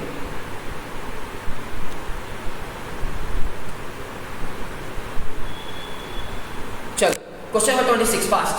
क्वेश्चन नंबर 26 देखो जल्दी से, क्वेश्चन नंबर 26 देखो जल्दी से। देखो क्या पूछा है, ये बीटा एल ग्लूकोपाइरानोज, ये पहले बताइए कौन सा स्ट्रक्चर है। ये डी ग्लूकोज है तो पहले एल ग्लूकोज बना लो, OH, ठीक है। अब ये जाएगा इस पर अटैक करेगा, तो अटैक करेगा तो OH राइट होता तो वो अल्फा एल ग्लूकोज बनता, लेकिन तुमको चाहिए बीटा एल ग्लूकोज। इसका मतलब सिंपल सा है। अच्छा सॉरी, यहाँ OH लेफ्ट से अटैक कर रहा है तो तुमको सोचो मतलब क्या होगा। आप पहले L कर रहे हो, पहले D से L कर रहे हो और अल्फा से बीटा कर रहे हो, तो अल्टीमेटली क्या होगा, वो अल्फा डी ग्लूकोज की तरह ही दिखेगा। जल्दी बताओ। अरे भाई आप अगर एक बात बताओ, अगर आप मैंने OH को पहले लेफ्ट किए, वो अटैक करेगा तो OH अटैक करेगा तो OH क्या होगा, लेफ्ट में जाएगा। अब OH लेफ्ट जाएगा तो उसको तुम बीटा करने के लिए क्या करोगे, फिर अल्टीमेटली राइट में लगो, उल्टा करोगे, हाँ ना? जल्दी बोलो, हाँ ना? जल्दी बोलो। इसका मतलब वो अल्फा डी ग्लूकोज की तरह ही हो जाएगा। तो एक ही ऑप्शन है C, मतलब OH और H, क्या मतलब सॉरी क्या हो जाएगा तुम्हारा, कौन सा हो जाएगा ऑप्शन? OH, जो तुम्हारा होता था जो तुम्हारा अल्फा डी ग्लूकोज का होता था वही तुम्हारा क्या हो जाएगा, सेम ऑप्शन हो जाएगा। वही तुम्हारा क्या हो जाएगा, सेम ऑप्शन हो जाएगा। क्लियर है? पक्का डाउट? क्लियर है? डाउट क्लियर है? ऑप्शन देख लेते हैं हम लोग, ठीक है। चलो, पक्का डाउट, ठीक है। तो उसी टाइप से तुम्हारा क्या होगा, चाहे तो बना के भी चाहो तो देख सकते हो, कोई दिक्कत नहीं है। समझ आ रहा है? पक्का, ठीक है, कोई दिक्कत, ठीक है, समझ आ रहा है? चलो, आप उसको बना लेना, आप इसको रिवर्स कर दोगे, फिर अटैक करोगे, आपको आइडिया मिल जाएगा, ठीक है। चलो, क्वेश्चन नंबर 27 देखो। 27 देखो। 27 में पूछा है कि इन्वर्जन ऑफ शुगर क्या है तुम्हारा, इन्वर्जन ऑफ शुगर है। तो आपको पता है कि इन्वर्जन ऑफ शुगर जो है वो acidic hydrolysis of maltose, maltose से तो तुमको सिर्फ मिलेगा ग्लूकोज, फ्रुक्टोज थोड़ी ना मिलेगा। तो ये ऑप्शन ए नहीं होगा, सही है? ये सही है। तो देखो ये सब जो डेटा दिया हुआ है वो आपको कंफ्यूज करने के लिए दिया हुआ है कि सब डेटा एक्स्ट्रा दे दिया। आपको पता है ऐसे भी कि इन्वर्जन ऑफ शुगर कब होता है। अच्छा, इन्वर्जन ऑफ शुगर जो है equimolar mixture of D and L glucose, D glucose and D fructose. सही है, सही है, पकड़ आओ। और ये पॉजिटिव रोटेशन या नेगेटिव, तो ये ऑप्शन बी सही है। अच्छा डी की बात करें, on reaction with bromine water invert sugar form saccharic acid, नहीं ग्लूकोनिक एसिड बनाता है, साइक्रिक एसिड नहीं बनाता, याद करो क्या बनाता है, ग्लूकोनिक एसिड बनाता है, तो डी नहीं होगा। चलो सी की specific rotation of invert sugar minus होता है, तो माइनस हो गया। सही है, इसका ऑप्शन क्या हो गया, बी सी। क्या हो गया, बी सी। क्लियर है, पक्का डाउट, क्लियर है, पक्का क्लियर है, जल्दी बताओ, क्लियर है, चलो क्लियर है। चलो आगे करते हैं, आगे हम लोग देखते हैं ध्यान से। ये क्वेश्चन पूछा है, ये आपको दे दिया है, ये आपको दे दिया है क्वेश्चन, ये एक्स और वाई के शुगर दे दिया है। अब बताओ कौन रिड्यूसिंग शुगर है, कौन रिड्यूसिंग शुगर है, जल्दी बताओ कौन रिड्यूसिंग शुगर है, कौन नॉन रिड्यूसिंग है, या दोनों रिड्यूसिंग है, जल्दी बताओ, जल्दी कमेंट करो, कौन रिड्यूसिंग है, कौन नॉन रिड्यूसिंग है, जल्दी बोलो।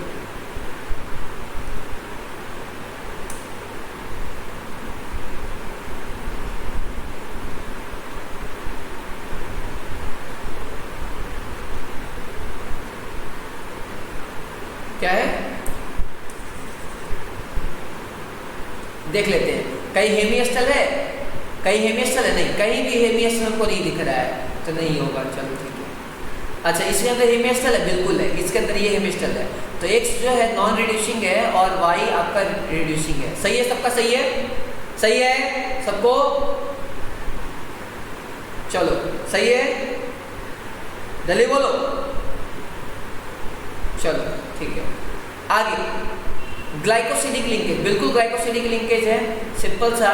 ये क्या है आपका, ये आपका ये अल्फा डी ग्लूकोज है और ये आपका अल्फा डी फ्रुक्टोज है। सही है, क्लियर, पकड़ आउट, पकड़ आउट, क्लियर है, पकड़ आउट, देख लो जल्दी से। सही है, अरे सही है, पक्का, तो ये अल्फा लिंकेज है, सही है, अल्फा लिंकेज होगा।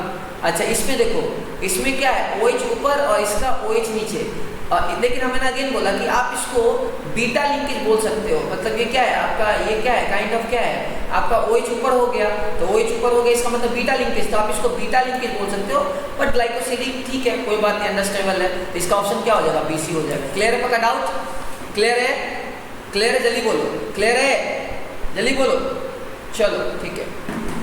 आगे बढ़ते हैं, नेक्स्ट देखो कितना इजी क्वेश्चन आ रहा है।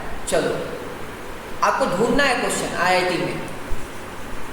अच्छा क्वेश्चन नंबर 30 पूछा है कि the total number of distinct naturally occurring amino acid obtained by complete acidic hydrolysis of the peptide. देखो ये पेप्टाइड को तुम हाइड्रोलाइसिस कर रहे हो, तो हाइड्रोलाइसिस करने का मतलब क्या, आप H हटा के OH लगा दोगे, पक्का याद करो, अरे याद करो ना, एमाइड के बगल में OH लगा दोगे ना, आप क्या लगा दोगे, आप सिंपल से क्या करोगे, OH लगा दोगे, अरे बोलो ना, सही है। तो देखो जहाँ जहाँ मैं एरो दिखा रहा हूँ, जहाँ जहाँ मैं एरो दिखा रहा हूँ, जल्दी बोलो, अरे गधो, अकल के दुश्मनो, ठीक है। Naturally the total number distinct naturally amino acid complete hydrolysis, ठीक है, अरे बोलो ना, सही है, बोलते क्यों नहीं, बोलते क्यों नहीं, चलो ठीक है, पक्का डाउट, क्लियर है,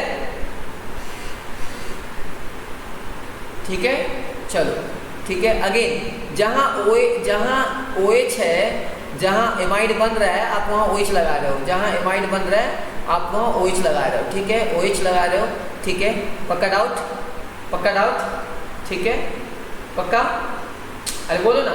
तो ये हाइड्रोलाइसिस कर रहे हो, तो इसके अंदर एक क्या बन रहा है, एक बात ऑब्जर्व करो, इसके अंदर एक आपका एक आप देखो, इसके अंदर आपका अमीनो एसिड बन रहा है, अमीनो एसिड बन रहा है, पक्का डाउट, अमीनो एसिड बन रहा है, ठीक है। तो पूछा है total number of distinct naturally, तुम्हारा क्या, total number of distinct naturally amino acid तुमसे पूछा है, टोटल नंबर ऑफ डिस्टिंक्ट आपका अमीनो एसिड पूछा है, ठीक है, क्लियर है, पक्का डाउट।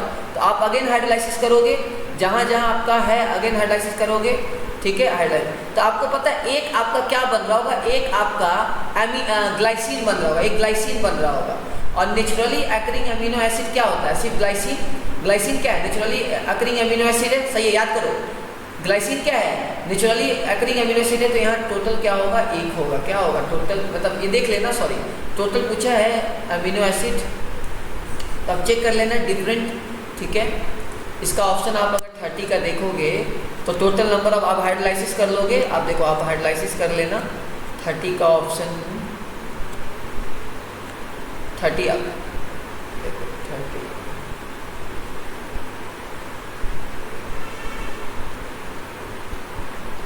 30 का 1 जो अमीनो एसिड बनेगा, जो ग्लाइसिन बनेगा, ठीक है, क्लियर पकड़ आउट, क्लियर पकड़ आउट, सही है, 30 का 1 है, सही है, क्लियर है, पकड़ आउट। बाकी जो जितना भी होगा निचोड़िया क्रिक नहीं होगा, तो आपको आइडिया मिल जाएगा। अच्छा, थोड़ा सा मैं इसको आपको बता देता हूँ।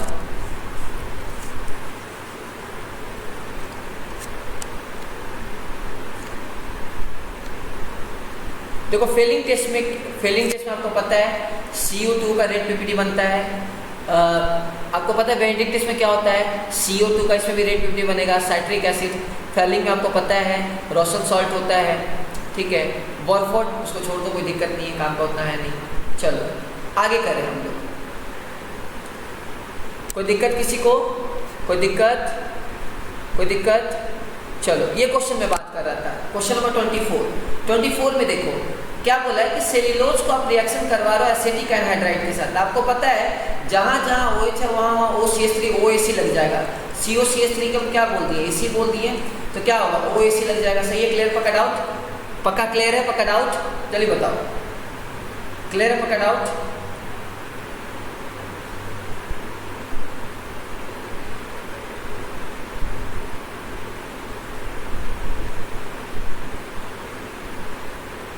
कोई दिक्कत? चलो यहाँ से डाउट? कोई दिक्कत?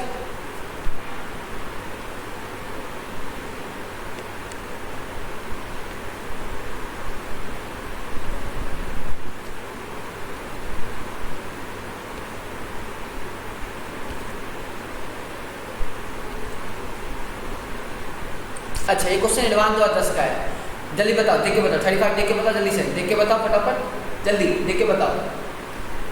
35 देख के बताओ।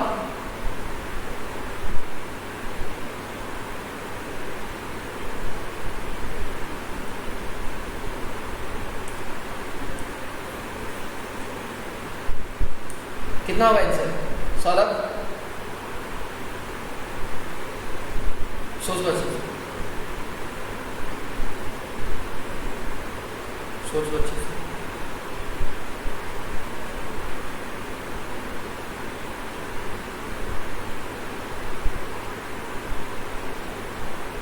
चलो देखो, अरे भाई NH2 के पास लोन पेयर है, OMS के पास में लोन पेयर, क्या अटैक नहीं कर सकता है।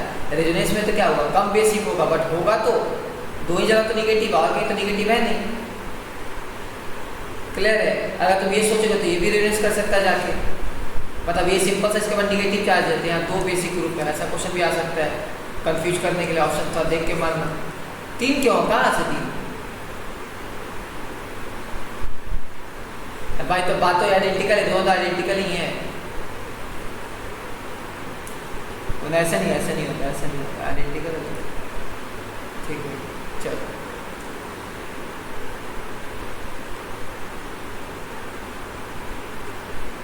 देखो, जिस क्वेश्चन के बारे में बात कर रहा था, चलो वैसे क्वेश्चन नंबर 31 देख लो, रिसेंटली एडवांस 2013 का। देखो पूछा है टेट्रापेप्टाइड मतलब 4 बना होगा, तो the produce glycine, valine, phenylalanine, alanine on complete hydrolysis. For this tetrapeptide, the number of possible section with the NH2 attached to the chiral center। आपको पता है NH2 बगल में chiral center तो तुम्हारा ये नहीं होगा। देखो कितना बन रहा है, टेट्रापेप्टाइड बन रहा है ना, मतलब 4। तुम क्या कर रहे हो, 4 बना रहे हो पक्का, मतलब 4 लोग को पानी में रिएक्ट करवा रहे हो। तो वैलिन के बगल वाला chiral center होगा, फिनाइल एलानिन के बगल में chiral center होगा, और एलानिन वाले में chiral center होगा। सही है? सही, जल्दी बताओ total number of possible sequence. सही, क्लियर पकड़ आउट होगा।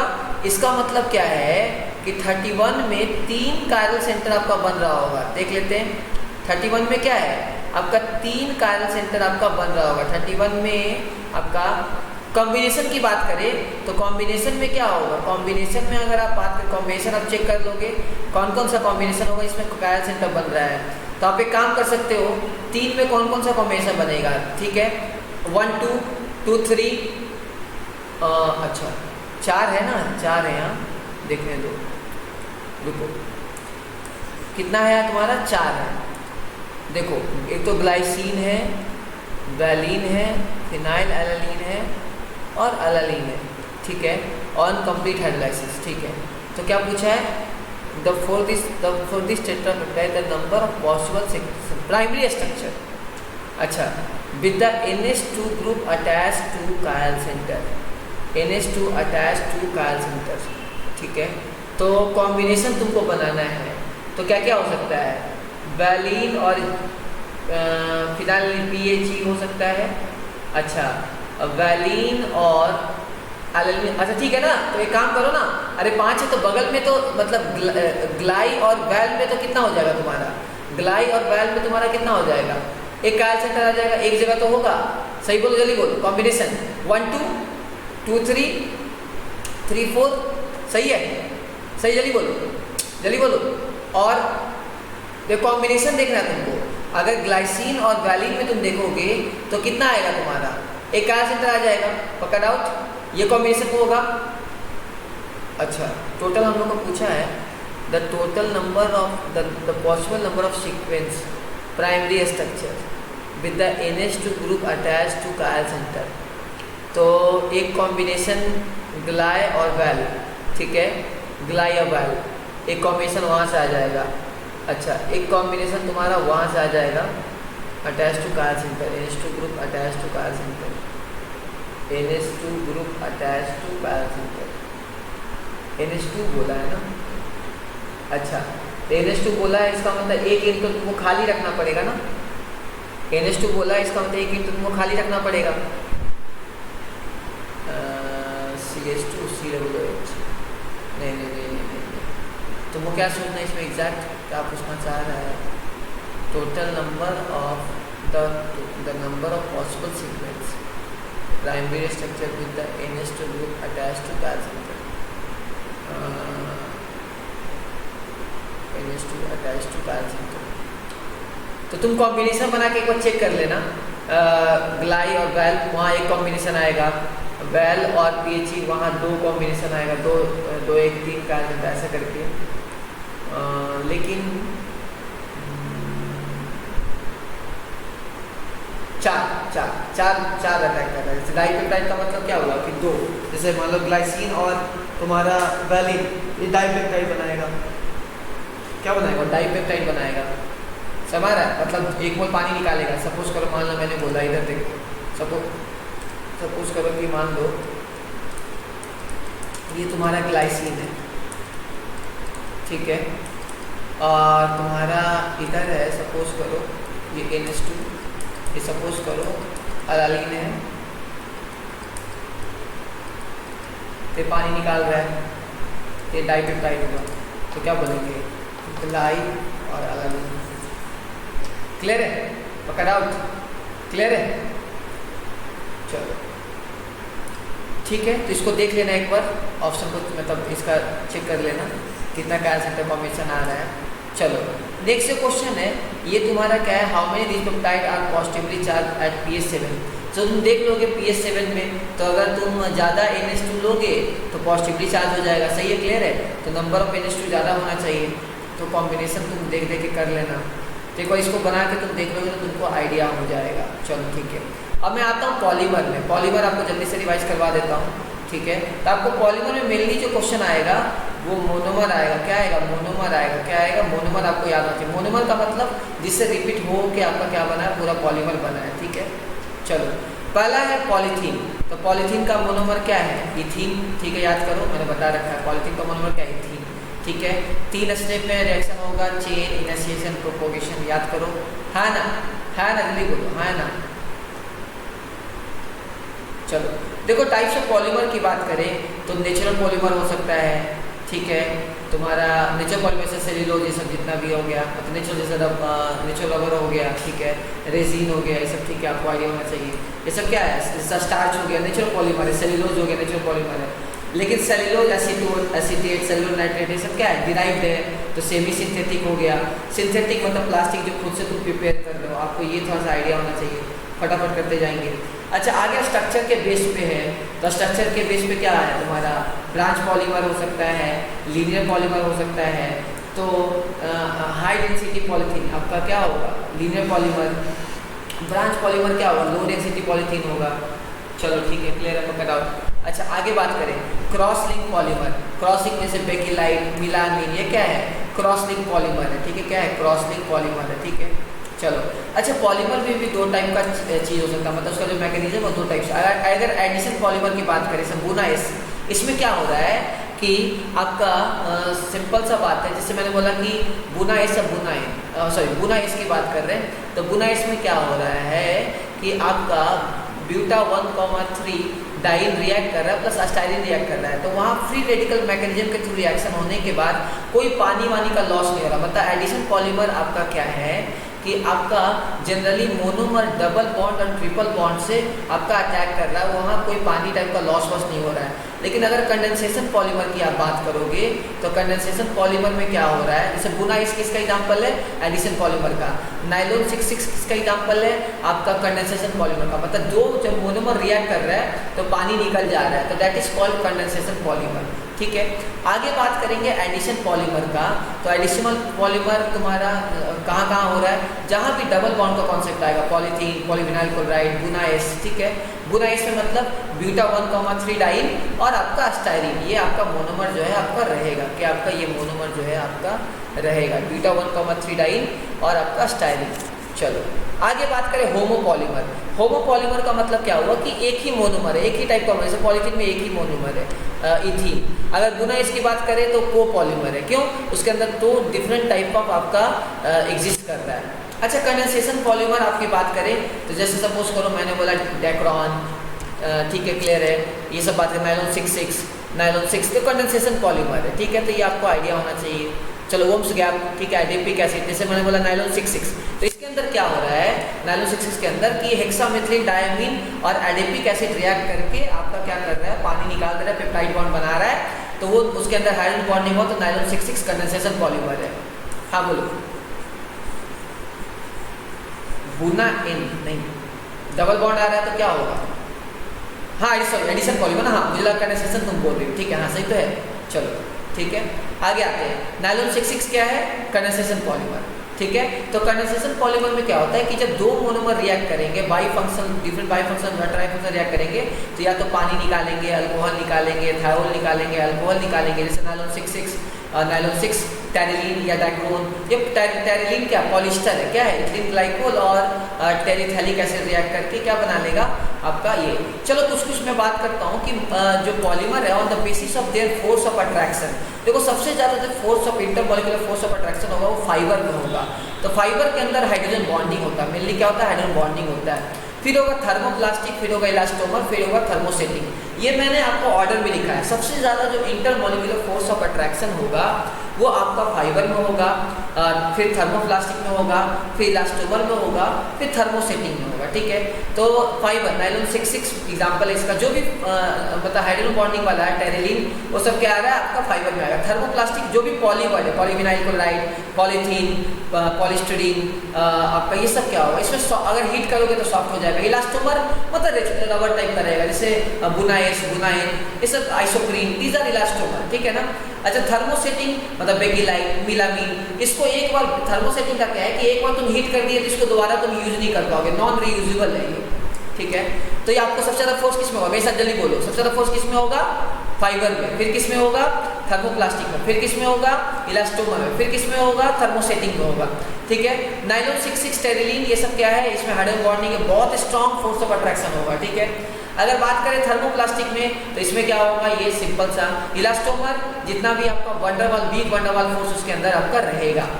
किसी को दिक्कत आइडेंटिफाई करने आ सकता है। अच्छा नेचुरल रबर को आपको वल्कनाइज करना पड़ेगा, याद करो आप 5% सल्फर डाल दो नेचुरल रबर में, सिस आइसोप्रीन क्या है, नेचुरल रबर क्या है, सिस आइसोप्रीन, अगर आप उसको यूज करोगे, आप उसमें अगर 5% सल्फर डाल दोगे तो क्या होगा आपका, 5% सल्फर डालते ही क्या हो जाएगा, वो वल्कनाइज हो जाएगा, सल्फर बॉन्ड बीच में इंट्रोड्यूस हो जाएगा। किसी को दिक्कत, किसी को दिक्कत। अच्छा थर्मोप्लास्टिक क्या होगा, अगर कूल करोगे तो आपका क्या हो जाएगा, हार्ड हो जाएगा। ऐसे प्लास्टिक जनरली तुम देखते हो जला देते हो प्लास्टिक, ठीक है। फ्री रेडिकल मैकेनिज्म में 3 स्टेप होगा, इनिशिएशन, प्रोपोगेशन, टर्मिनेशन, ठीक है। ये मेरा ही नोट्स है क्लास का, चलो ठीक है। Low density polythene, low density polythene कैसे बनता है? इथीन को अगर तुम रिएक्शन करवा दोगे 350 केल्विन से 570 के बीच में और 1000 प्रेशर पे, तो बहुत ही हाई प्रेशर पे और in presence of O2 catalyst, तो क्या हो जाएगा? वो लो डेंसिटी पॉलीथीन बनेगा। क्या होगा? वो लो डेंसिटी पॉलीथीन बनेगा। क्या बनेगा? लो डेंसिटी पॉलीथीन बनेगा। अगर हाई डेंसिटी पॉलीथीन की बात करो तो आप क्या करोगे कि इथीन को लो टेम्परेचर पे रिएक्शन करवा दो, प्रेशर भी लो लोगे, तो वो जो बनेगा हाई डेंसिटी पॉलीथीन वो क्या होगा? लीनियर, क्या होगा? लीनियर होगा, वो ब्रांच होगा। इसके अंदर जिगलर नाटा कैटलिस्ट आपका यूज करते हैं, TiCl4 और आपका C2H5 अल्मोनियम, ठीक है ना। इसको बोलते हैं जिगलर नाटा कैटलिस्ट। क्या बोलते हैं? जिगलर नाटा कैटलिस्ट। क्या बोलते हैं? जिगलर नाटा कैटलिस्ट। क्या बोलते हैं? जिगलर नाटा कैटलिस्ट। अभी देखो सपोज करो ये थोड़ा सा मैं पेज को आपको उल्टा में ही मुझे पढ़ाना पड़ेगा इसको आपको, क्योंकि इसका रीज़न है, क्योंकि ये मैंने सिंस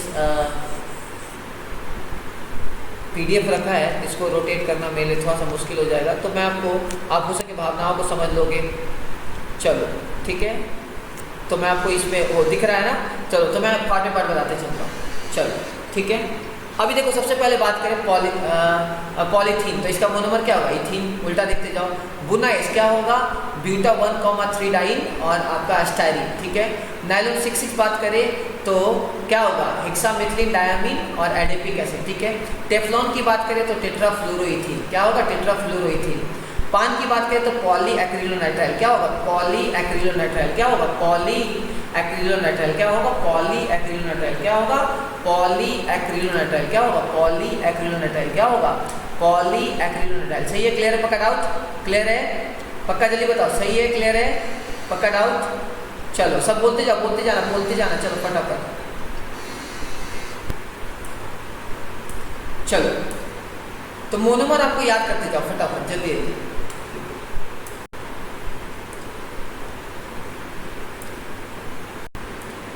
फटाफट। तो मैंने आपको ये PVC बता दिया, सब कुछ बता दिया। अच्छा नहीं, 11 पे आना है। बुनाइन, बुनाइन में क्या होगा? ब्यूटा 1,3 डाइन और आपका एक्रिलोनाइट्राइल। क्या होगा? Acrylonitrile. PVC polyvinyl chloride, vinyl chloride.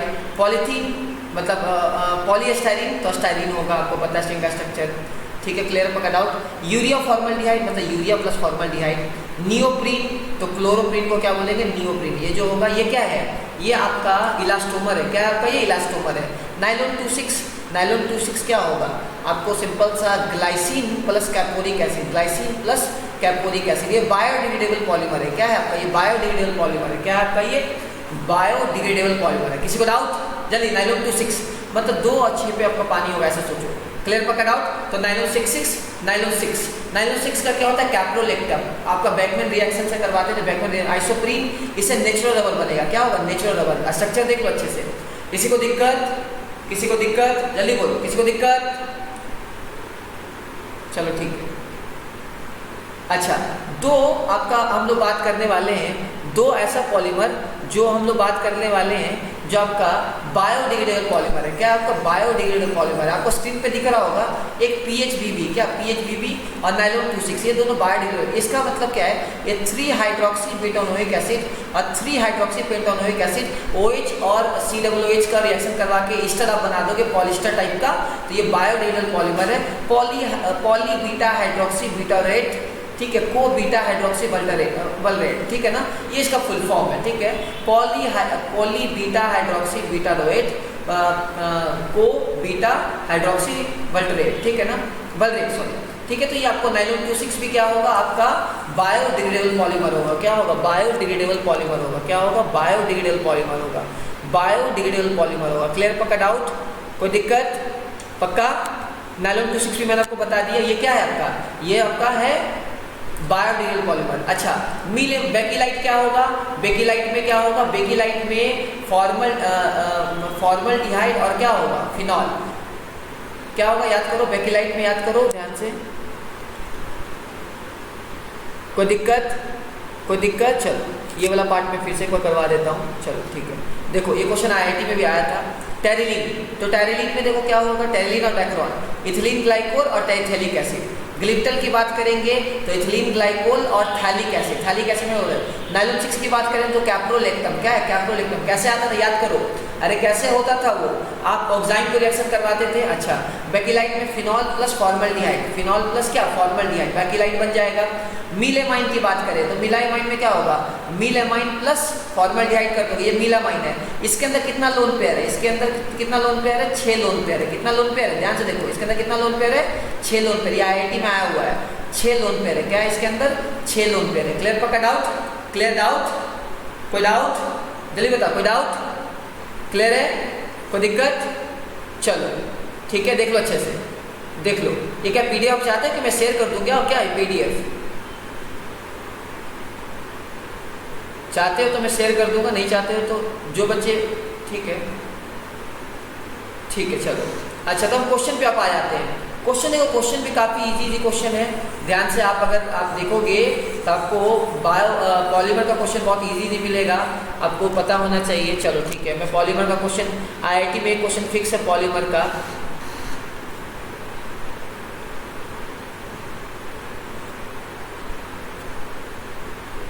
अच्छा, ये स्टेटमेंट देखो, ये स्टेटमेंट थोड़ा देख लो तो जल्दी से बता दूँ मेरे को।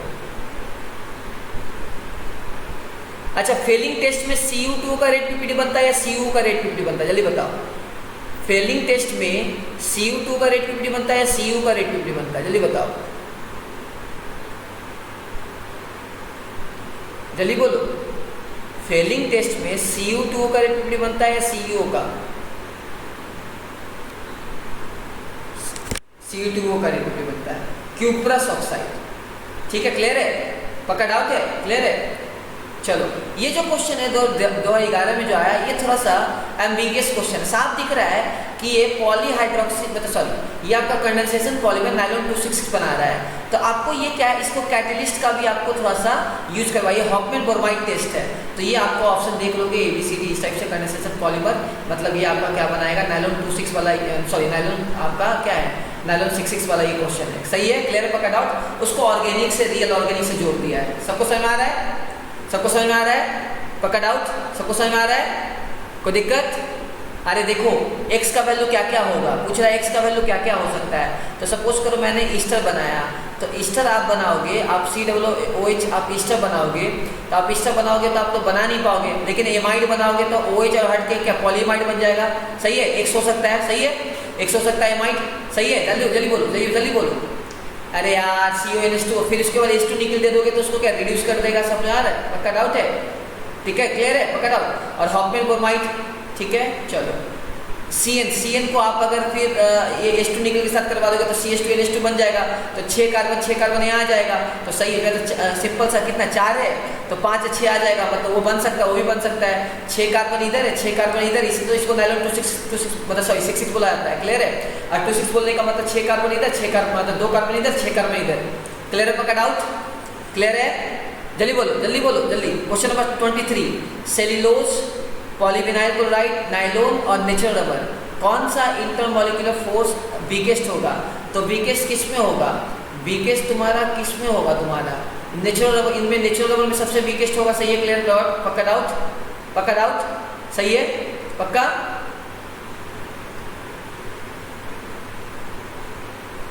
कोई दिक्कत किसी को,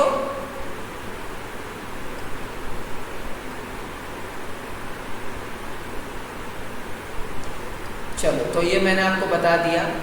ये क्या, एक कंपाउंड का नाम क्या, जल्दी बताओ, ये कंपाउंड का नाम क्या है, एस्पिरिन 2 एसिडॉक्सीबेंजोइक एसिड, एस्पिरिन, याद करो, सही है ना, क्लियर है, एनालिटिक्स यूज होगा। तो ये मैंने देखो, मैंने आपको पूरा बायोमॉलिक्यूल्स पॉलीमर रिवाइज करवा दिया, ठीक है। तो आपको क्या करना है, पूरा बायो, हाँ बोलिए, हाँ भेजे बाबा, भेजे, हाँ भेज, हाँ हाँ भेज, हाँ भेज।